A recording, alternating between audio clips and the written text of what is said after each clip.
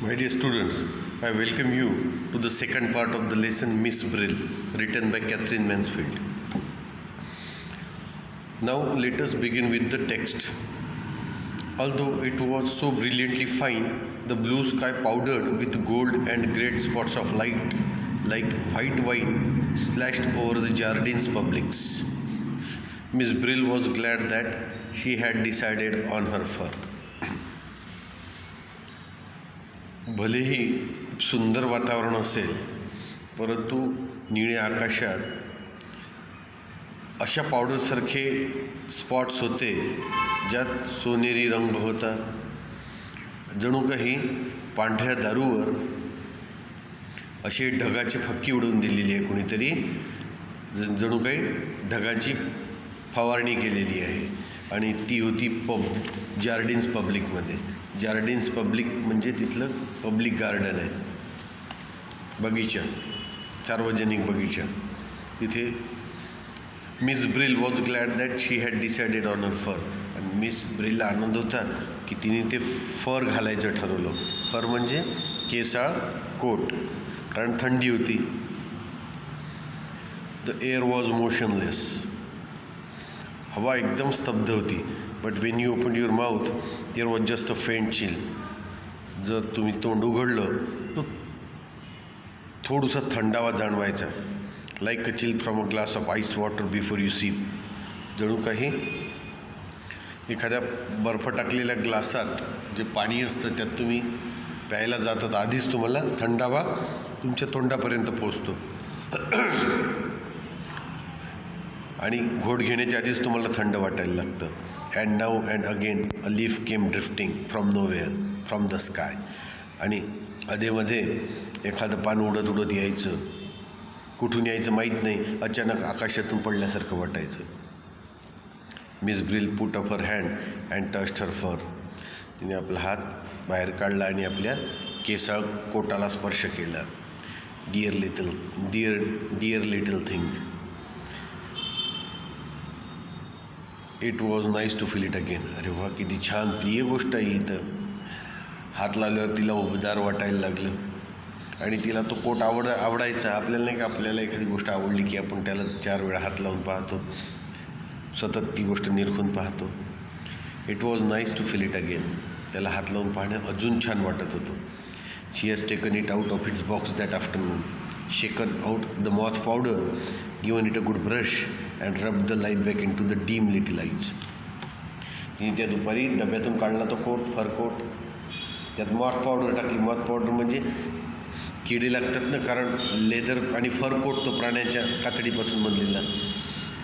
तर तिने ती पावडर फवारली त्यावर, त्याला छान ब्रश केला, सगळा कचरा काढला, पुन्हा त्यात जीवन भरलं त्या कोटात. आणि तिच्या स्वतःच्या डोळ्यातसुद्धा जीवन परत आलं, कारण ती वयोवृद्ध झाली होती, एकाकी राहत होती. What has been happening to me, said the sad little eyes.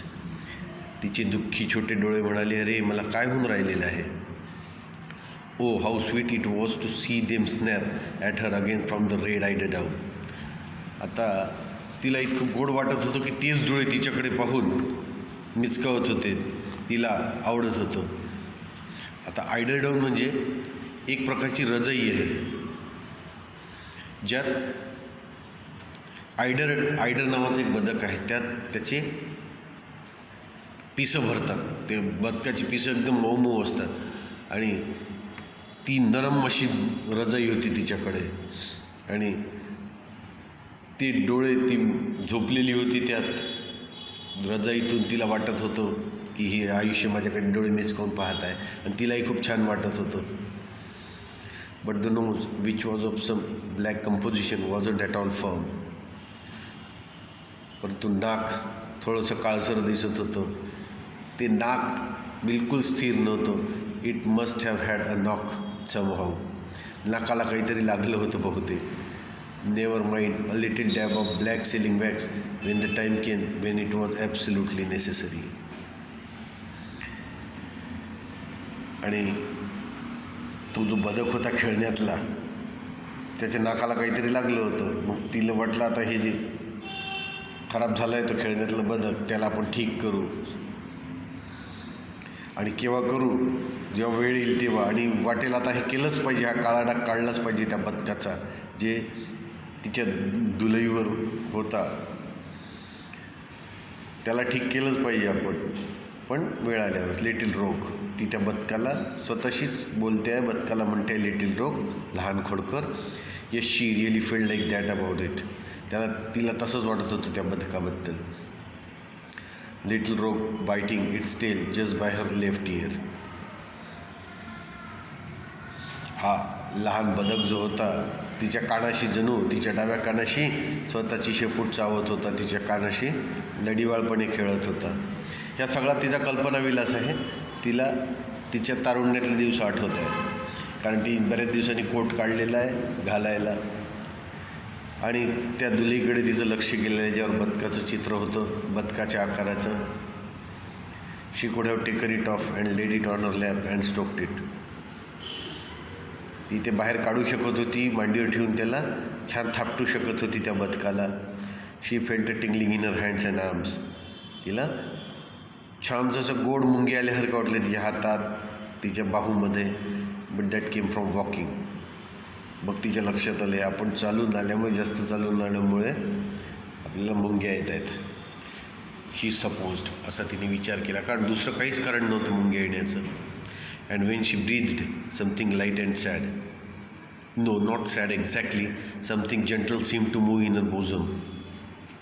जेव्हा तिने श्वास घेतला, थोडंसं हलकं आणि थोडंसं दुःखी नाही असं ती स्वतःशीच म्हणते, एक्झॅक्टली दुःखी नाही, something gentle seem to move in her बोझम.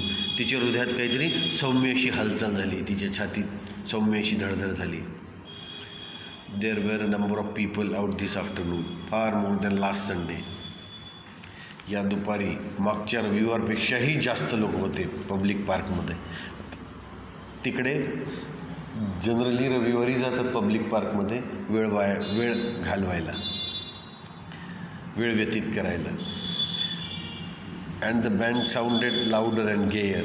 आणि तो जो बँड होता, म्हणजे ऑर्केस्ट्रा त्या पब्लिक पार्कमध्ये, तो अधिक मोठ्याने आणि खूप आनंदी वाटत होता तिला. That was because the season had begun. कारण असं उत्साही वाटण्याचं कारण की सीझन सुरू झाला होता. सीझन म्हणजे असा वार्षिक कालखंड असतो युरोपियन कंट्रीमध्ये, की सगळे समाजातले प्रतिष्ठित लोक एकत्रित जमा होतात, पार्ट्या करतात, डिनर पार्टीज ठेवतात, काही धार्मिक कार्यसुद्धा करतात मोठ्या मोठ्या कार्यक्रमा थ्रू. आणि म्हणूनच तिला वाटत होतं सीझन सुरू झाला आहे आता, हा वार्षिक कालखंड, आणि म्हणूनच ऑर्केस्ट्रा अधिक मोठ्याने आणि आनंदी वाटत होता तिला. For although the band played all the year round on Sunday, out of season it was never the same. भलेही वर्षभर तो ऑर्केस्ट्रा, तो बँड वाजायचा दर संडेला, परंतु सीझनमध्ये जसा वाजायचा तसा तो वर्षभर नाही वाजायचा. सीझनमध्ये जा वेगळाच उत्साह असायचा. It was like someone playing with only the family to listen. असं वाटायचं की कोणीतरी फक्त एकच कुटुंबाला ऐकायला असा वाजायचा तो हळूवार. It didn't care how it played if there weren't any strangers present. तो बँड काळजी पण करायचं नाही, कोणी परके लोक उपस्थित असो नसो, तो वाजायचा केव्हा नॉर्मली वर्षभर, परंतु सीझनमध्ये तो फार मोठ्याने आणि फार आनंदी होऊन वाजायचा, कारण गर्दी जास्त असायची, समाजातले प्रतिष्ठित लोक आलेले असायचे. Wasn't the conductor wearing a new coat too. Conductor म्हणजे तो जिथला म्युझिक इन्स्ट्रक्टर जो होता, तो बँडसमोर छडी हातात घेऊन हलवतो, त्याला म्हणतात कंडक्टर. जो मुख्य इन्स्ट्रक्टर असतो तो सुद्धा नवीन कोट घालून नव्हता का. She was sure it was new. तिला माहिती होतं की तो नवीन आहे. He scraped with his feet and flapped his arms like a rooster about to crow, and the bandsmen sitting in the green rotunda blew out the cheeks and glare at the music. तो चालत होता, त्याच्या पायाने खूप आवाज येत होता आणि आपले हात हलवत होता, जणू काही एखादा कोंबडा कसा आरवण्यासाठी तयार असतो तसा मान उंच हात हलवत होता. आणि जे बँड्समन होते त्या रोटंडा बिल्डिंगमध्ये बसून होते. रोटंडा बिल्डिंग म्हणजे अशी गोल बिल्डिंग जिच्यावर छत असतं, गोल गुंबद आकाराचं छत असतं, आणि ते लोक आपल्या गालात हवा भरू भरू वाजवून राहिले होते. जे लोक विंड इन्स्ट्रुमेंट वाजवत होते ते हवा भरू भरू, आणि जे चर्मवाद्य होते ते लोक छान स्टिकनी वाजवून राहिले होते. Now there came a little fluty bit very pretty. तिथे अति सुंदर बासरीचा एक तुकडा आला, बासरीचं संगीत पीस आला तिथे, अतिशय सुंदर. A little chain of bright drops, जणू काही अतिशय चमकदार अशा ठिपक्यांची एक माला तयार झाली. She was sure it would be repeated. तिला माहीत होतं की हे जे बासरीचा पीस वाजत आहे हा पुन्हा वाजेल. इट वॉज, आणि तो परत रिपीट झाला. She lifted her head and smiled. मी आपलं डोकं वर उचललं आणि हसली. Only 2 people shared her special seat. जी स्पेशल सीट होती फक्त तिथे 2च लोक बसू शकायचे.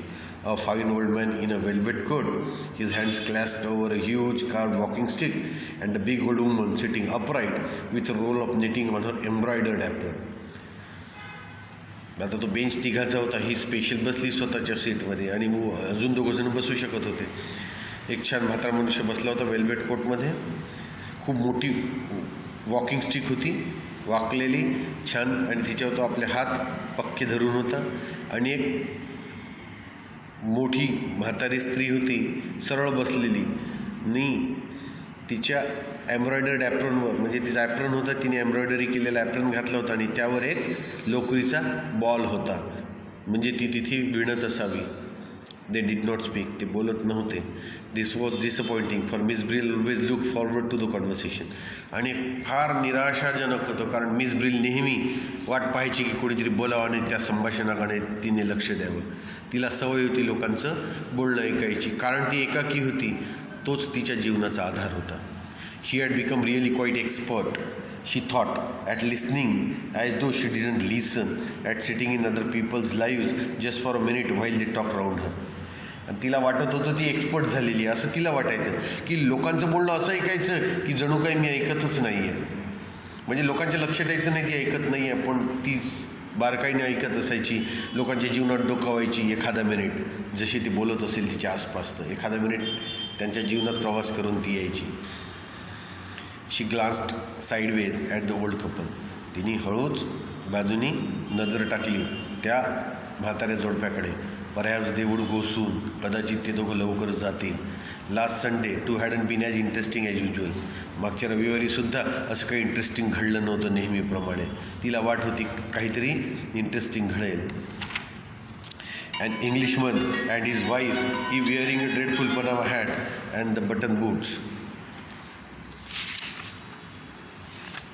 एक इंग्लिशमन होता त्याच्या बायकोसोबत. त्याने ती भयंकर पनामा हॅट घेतली होती. पनामा हॅट म्हणजे गोल अशी ब्रॉड हॅट असते आणि स्ट्रॉची बनलेली असते, म्हणजे गवतांच्या काड्यापासून, तट्ट्यापासून. अँड शी बटन बूट्स, आणि तिने बटनचे बूट घातले होते. And she had gone on the whole time about how she ought to where spectacles. आणि तिने भरपूर वेळ विचार केला होता की तिने तो चष्मा कसा घालावा. She knew she needed them. तिला माहीत होतं की चष्म्याची तिला आवश्यकता आहे. But that it was no good getting any. पण तिला काही चांगला चष्मा मिळाला नाही, तिला तो काही चांगला दिसत नव्हता बहुतेक. They would be sure to break and they would never keep on. आणि तिला त्याबद्दल खात्री होती की ते तुटतील आणि ती काही जास्त टिकणार नाही चष्मा तो. And he had been so patient. आणि तो फारच संयमी होता. He had suggested everything. आणि त्यांनी प्रत्येक गोष्ट सुचवायचा प्रयत्न केला होता लोकांना. गोल्ड रिम्स, सोनेरी काड्यांचा चष्मा, the kind that curve round your ears. असा चष्मा जो तुमच्या कानाजवळ कर्व होतो, त्या काड्या कानाला अटकण्यासाठी. Little pads inside the bridge. आणि छोटे छोटे पॅड होते जे आपल्या नाकावर राहतात पहा, ज्यामुळे चष्मा रुतत नाही आपल्याला. No nothing would please her. कशामुळेच ती खुश होत नव्हती Miss Brill. They will always be sliding down my nose. Miss Brill had wanted to shake her. आणि तो तिचा जो चष्मा होता मिस ब्रिलचा, की तो सरळ नाकावून घसरत होता. आणि मिस ब्रिलला तो खूप जोरात हलवून ठीक करायचा होता, की असं थोडा मी हलवीन ज्यामुळे त्याचं बॅलन्स जागेवर येईल झटका मारल्याने. अशी तिची इच्छा होती, किंवा तिच्या मनात रागसुद्धा होता की काय हा चष्मा सतत माझ्या नाकावरून घसरतो आहे.